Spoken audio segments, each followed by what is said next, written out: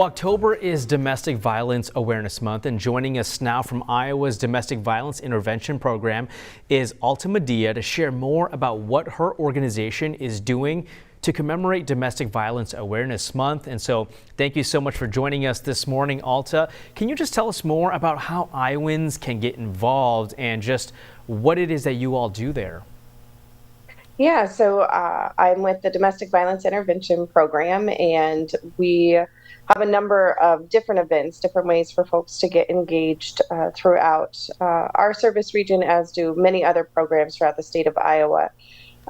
One of those sort of online types of things is viewing the Facebook pages and social media pages of the National Network to End Domestic Violence, as well as our Facebook page.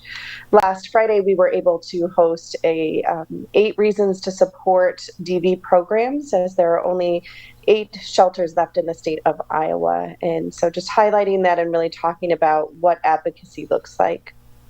In addition to that, we've done proclamations throughout our service region. So declaring October Domestic Violence Awareness Month both sends a message to victim survivors that they are not alone, that their communities support them and believe them, in addition to just spreading some awareness for those that perhaps are unsure of their situation.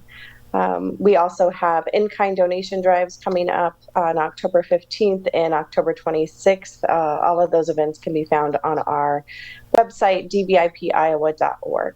Yeah, and for those who maybe can't get out to any of these events, Alta, how can they get in touch with you all just so they can either get more information or help you all in some way? Yeah, so if folks go to our website, there is a little drop-down comment box that they can plug their information into to receive our newsletter and find out about all sorts of different things going on.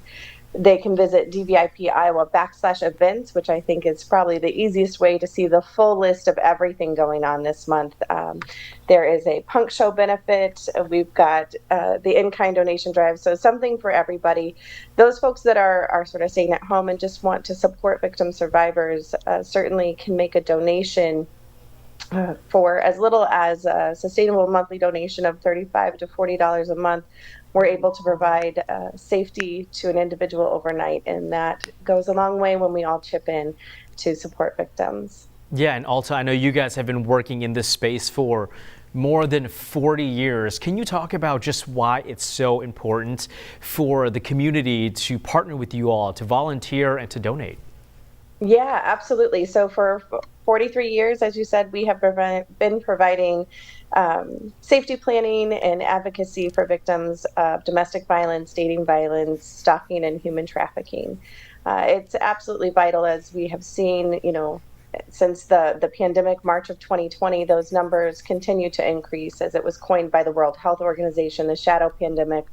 We have seen just a steady increase both in our metropolitan areas as well as throughout our rural service region of victims reaching out for help, often waiting until it is at a dire point and really needing those resources. We know that when we can provide shelter and basic goods, those hygiene products, deodorant and shampoo to victim survivors, along with that housing, we're able to help them look at the next steps of safety planning and getting to a place of feeling like they can escape the abuse. 1 in 4 women and 1 in 6 men are affected by domestic violence in their lifetime.